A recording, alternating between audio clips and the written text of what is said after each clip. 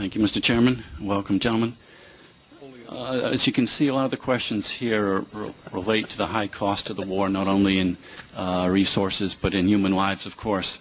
And I'd like to get at the key question of what we're really doing there. And, of course, in the months leading up to the war, there was a steady drumbeat of weapons of mass destruction, weapons of mass destruction, weapons of mass destruction.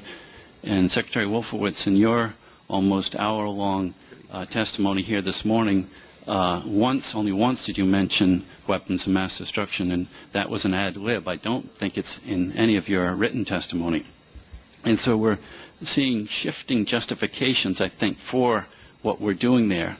At a hearing in May, I asked Secretary Wolfowitz the question. A lot of your answer dealt with that it'll help with the peace between the Israelis and the Palestinians.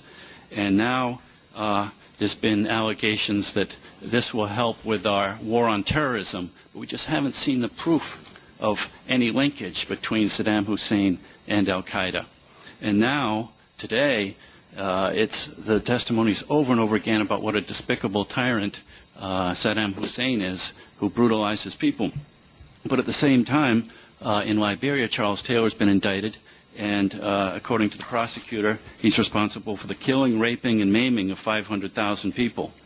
And the arrest warrant issued by the UN-backed court in Sierra Leone charged Taylor with unlawful killing, sexual and physical violence, use of child labor and child soldiers, looting, burning, and the murder of UN peacekeepers. And it also alleges that Taylor had a close alliance with the notorious murderous Revolutionary United Front in Sierra Leone. The RUF was infamous for dismembering its victims, having a cut hand unit to chop off limbs, and a burn house unit to torch houses of suspected opponents. And Taylor once had his 13-year-old daughter publicly flogged for misbehaving in school. At the same time, Human Rights Watch is saying that Charles Taylor is one of the single greatest causes of spreading wars in West Africa. And so all the testimony this morning, and indeed the submission of the op-eds, is about what a tyrant Saddam Hussein is, who brutalizes his people, but we're doing nothing in Liberia. So it comes back to the questions of the unified message coming from the administration as to what we're doing there, and why we didn't wait for the United Nations Security Council to do their inspections. Now we're in this endeavor, huge cost not only in resources but in lives. So I'll ask the question, Secretary Wolfowitz, give you a chance. What are we doing there? Senator Chafee, what we have done there is to remove a regime that was a threat to the United States. We've said all along, if you go back to Secretary Powell's presentation at the United Nations, all three of those concerns were stated very clearly. The concern about weapons of mass destruction, the concern about Saddam's links to terrorism, which are there, not as clear as the case on weapons Secretary, of mass destruction. just interrupt. I'm a cynic. So when you make these assertions, give some proof. A threat to the United States, how? I'd suggest go back and read, if you want to give me an hour, we can have a different kind of hearing, but if you go back and read Secretary Powell's testimony, it is very clear. And it is the concern that the combination of weapons of mass destruction and terrorists poses a kind of threat which maybe 10 years ago we would have thought we could live with. And I would have said 10 years ago my whole view about Iraq would have been very different. 10 years ago I would have said Iraq, as terrible as it is a problem of the Iraqi people. I said all along I believe we should have given those people more help in getting rid of that tyrant. But September 11th put it in a different light, and taking on that tyrant forcefully meant, in fact, if anything, that we had to take that threat more seriously. So all three of those concerns are stated in Secretary Powell's testimony. No, I talked about the mistreatment of the people. Let me interrupt because my time is limited, unfortunately.